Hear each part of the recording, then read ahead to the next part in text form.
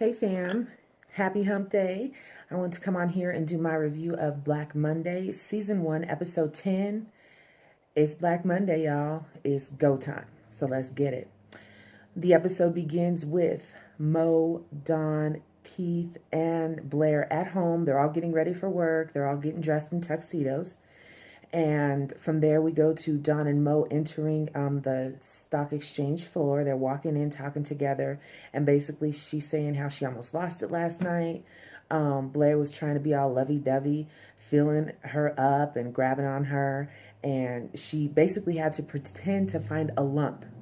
A lump, I believe, in her breast, okay? Like possible cancer, to get out of there. She's like, I had to do that without punching him in his lion ass face, basically. So Mo laughs and he's like, I can't believe that you didn't know he was gay. And Don's like, you dated a girl for an entire year and didn't know that she was deaf. And Mo says, I thought she was Czech, as in Czechoslovakian, y'all. He says it's a very similar accent. And Don is like, no, it's not. Okay. So Mo says, don't worry about Blair. He's going to get his. And she's like, how? And he says, once we pull this Georgina play off, we're going to liquidate their asses, pretty much. Bankrupt that bitch. And all the money flows into the Jammer Group. And Don says, of which Blair owns 6%. And Mo says he's going to do the same thing to the Jammer Group. Basically, it turns out that there's a secret clause in his bylaws that allow him to do just that. So Mo goes on to say that any majority owner can freeze out a minority owner. This is what he wants to do to Blair. He says, you can stop Blair from cashing out while we liquidate the Jammer Group, pretty much. Bankrupt that bitch as well. And take all the cash and start our own company. And he's like, we can call it the Moco. Okay, sidebar. Moco is Spanish for boogers, okay? Not a great name, but maybe he didn't know.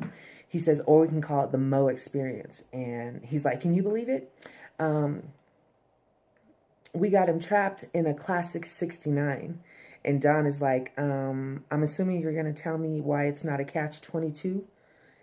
I'm sorry, classic 69. Catch 69. And she's like, why isn't it a catch 22? And he says, basically, that we are going to...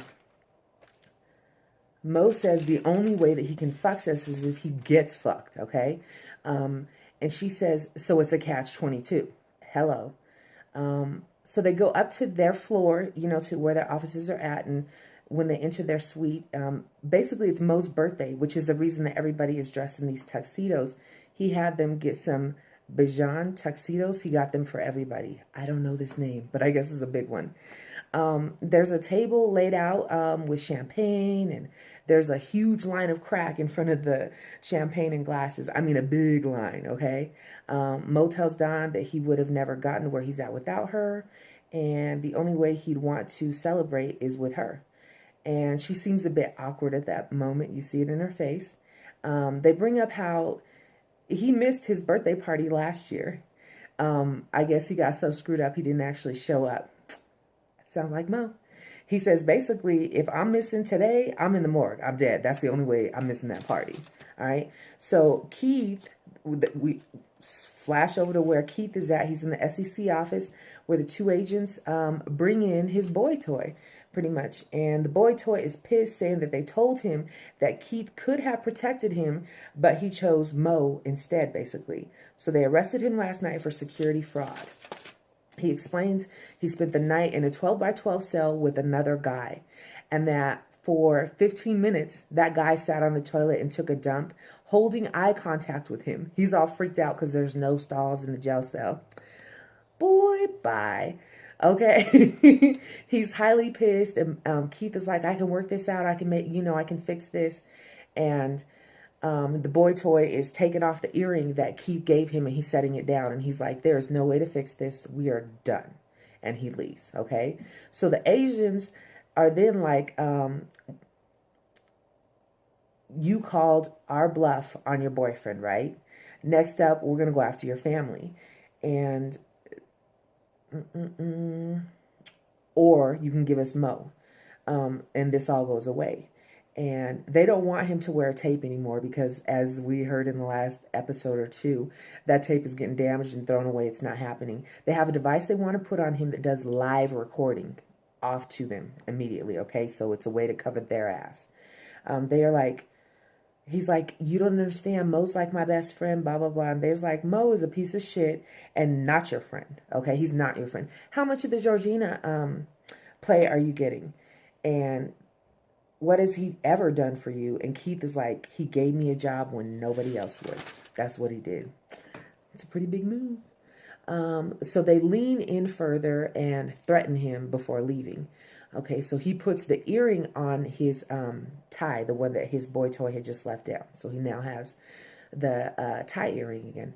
So back at the office, a celebrating's going on. And Mo was like, just a minute, a few seconds, we're going to take over the Georgina and strip that bitch like an IROC Z. It's a car. It's an old car. Like, wow. Okay. So Mo says this is going to be the biggest real estate in New York history. He says he couldn't have done it without the kid right here, Blair.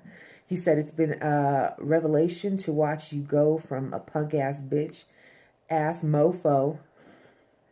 And then they do their 5-second countdown and the trade is made, okay? So Mo takes a crazy hit off that line of Coke that I had mentioned earlier that's in front of the champagne glasses.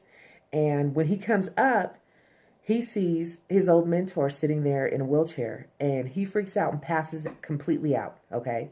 And when he comes to, basically, Jammer is the mentor's name. Jammer is telling him to wake up, wake up. He's like, you fucking lightweight. Mo is like, you can't be here. You're dead. Because if you do recall, last episode, or I'm sorry, a few episodes ago, he had gone up to his estate and dumped all the ashes out. And Jammer explains that basically those were pet ashes and that he set it up like this so he could surprise him on his birthday. And Mo is like,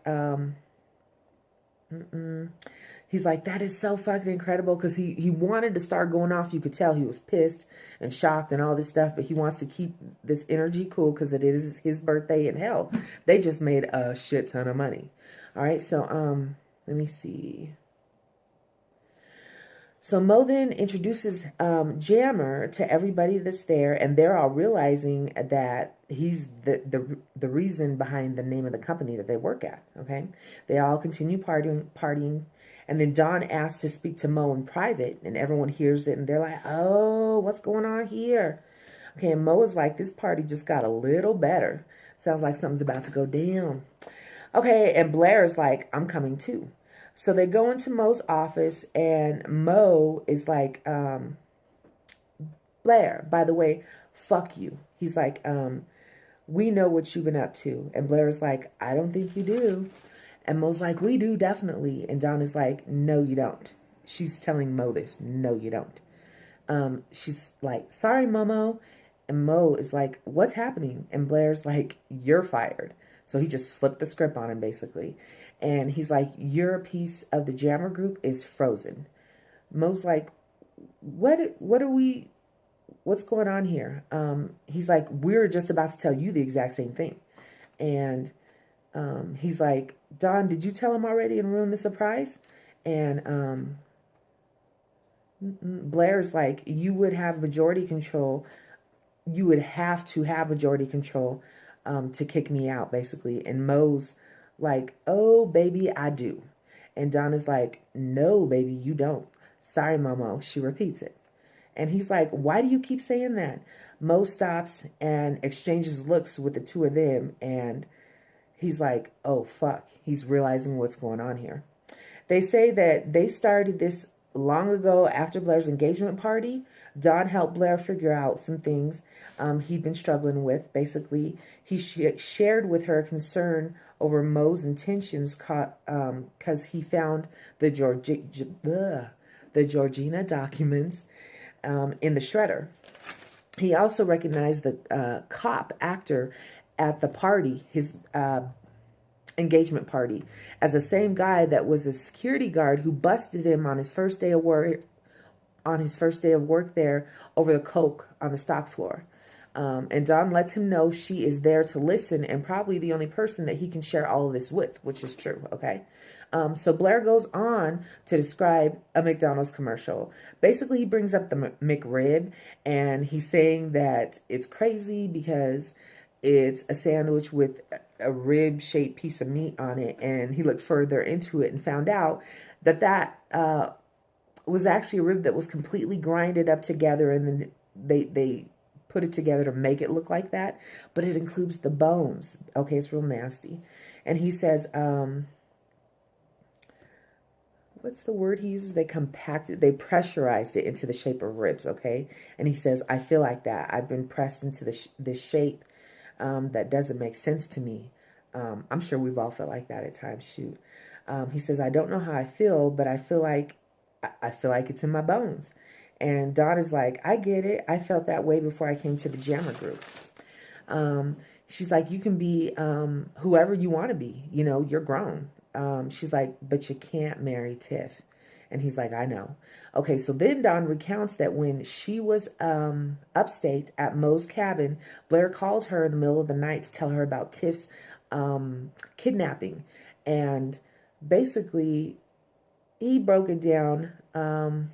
He says her parents fucked her and Mo is fucking him because at this point he knows what's going on.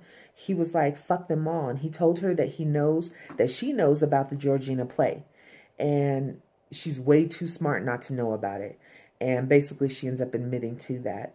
And let me see, she said she couldn't do Mo like that because he wanted to dog Mo and, you know, get him the way they're getting at him right now. She said she couldn't do that.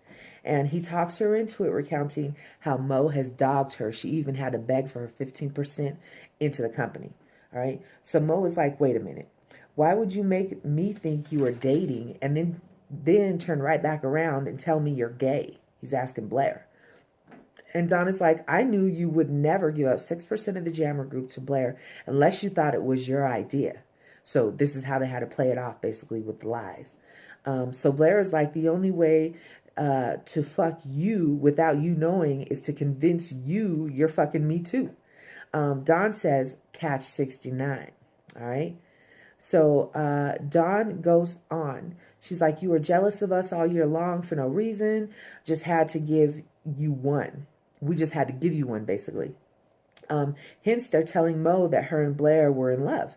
Blair add in that you're not. Or Blair also said, you've been on coke so hard all year, you've been paranoid, you know. Any little thing you see, it's easy to play off of for us. So basically, this does include him bumping into Tiff at the wedding, okay, when they put this whole plan together. Her telling him that she knew about the Georgina play and that she was in on it. And from there, they're cutting to Blair explaining to Dawn what he told Tiff on their wedding day to convince her basically to be in on this play they're trying to run on Mo. And he told her that he was gay. And Tiff, you know, he played up what Tiff kind of thought in the first place. It was a way to get out of everything but have her in their pocket, even though they were going to have to pay her. All right. So they had Blair's 6%. They had Dawn's 15%. And Mo was like, I'm sure the other 30 came from the Lehman twin brothers. How did you do it? And Blair is like, his algorithm that he wrote at the beginning, which basically, let me see. He realized it was a good way to lose money. And because it worked the opposite of what he was shooting for, pretty much. He said, I could spot a loser from a mile away. He said, we wrote the code to automatically sell when a stock hit a certain threshold and diminish losses. Okay, so get out of there quick, best way you can. He wanted to call it the Blair bag or Blair shoot. You know, Blair has to brag about this shit. He said, I'm definitely not a pussy anymore. And Mo is shook, okay? He can see why Blair did it, but not Dawn. Like, I understand why you did this to me, but Dawn, what the fuck? How could you do this punk move to me? And he's like, didn't we have good times? And she says, this isn't about you, Mo. It's about me. She's like, punk move. If I were a man, you would call it business. He's like, I taught you the business. And she's like, I have an MBA from Northwestern. And he's like, don't be throwing that shit in my face. And they're arguing back and forth. And Blair interrupts, saying he wishes he had a camcorder so he could record mommy and daddy fighting. And Mo comes around the desk like he's about to clock Blair dead in his face. When someone steps in telling them that the market is taking a huge hit right now. So they all jump on the computer to see what's going on. And basically it's announced is down 200 points, the stock market. Okay, so basically Blair happily says, wow, even more than we thought, while Don is cracking up. This is funny to them, okay? And Mo is like, what did you all do? And Don says that once they saw how easy it was to let Blair's video game basically take over the entire portfolios, they couldn't resist. They sold the fail-proof algorithm to Lehman and Morgan, but it had a glitch that would sell all their stock once a blue chip stock started dropping. The Georgina jeans.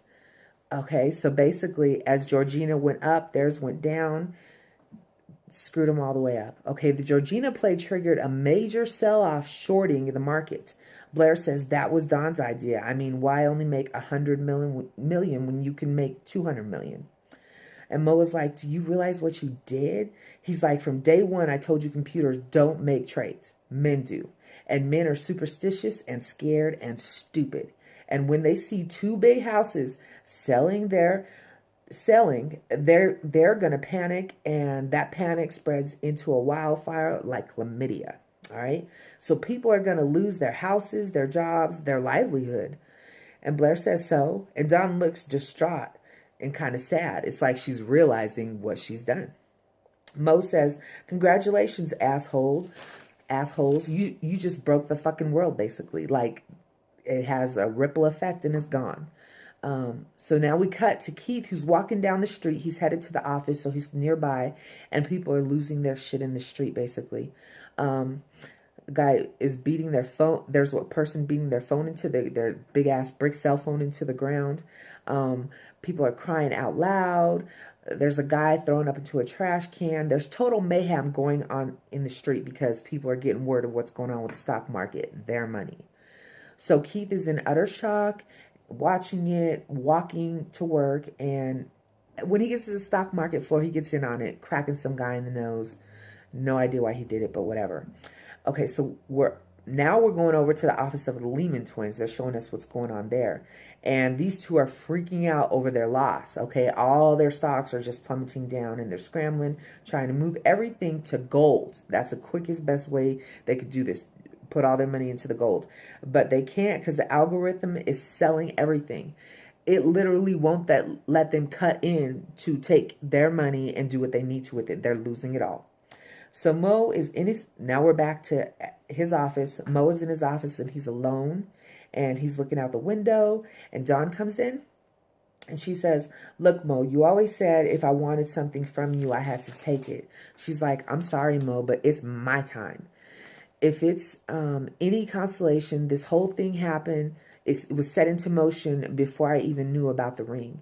And Mo was like, it doesn't matter. He's like, you and I are a roller coaster going around and around, and I'm serious. And he's like, I love you, but you already knew that. He says, fuck the play, fuck the money, fuck them all. It really is just us. He pulls out the ring, and Blair steps into the office saying he didn't find that ring 5 years ago. Buy that ring 5 years ago. That's what he said. He said he bought it yesterday. He said I had a private detective follow him, and he went, a private detective follow him.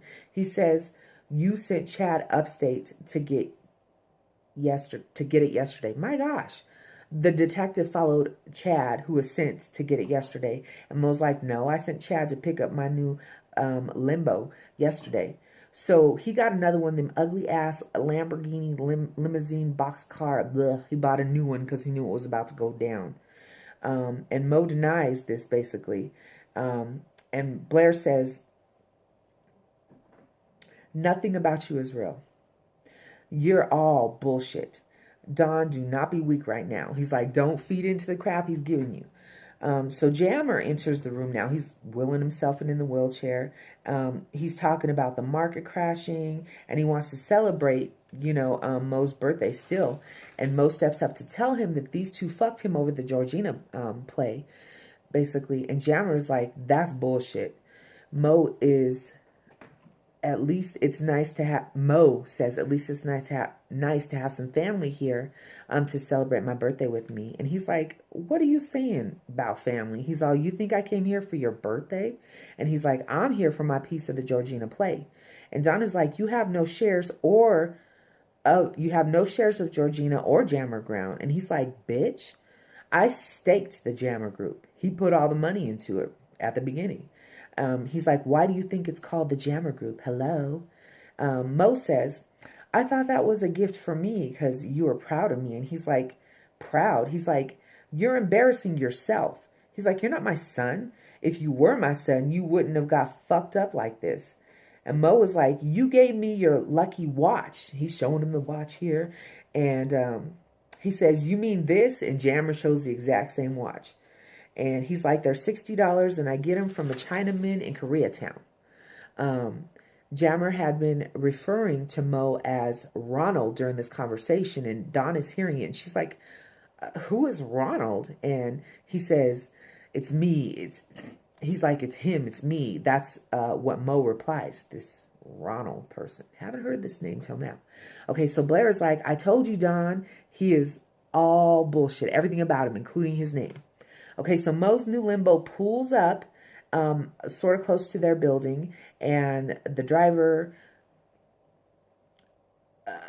a homeless guy, comes up to the car, and he's trying to clean it off, and the driver gets pissed, jumps out of the car, and takes off on him.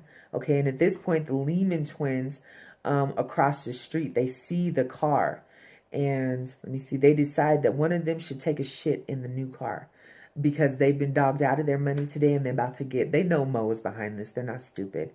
So they decide to do a coin toss and decide just one's going to do it because he has to take a shit. So he goes over, gets into the back of the car, and he's proceeding to try to take his shit.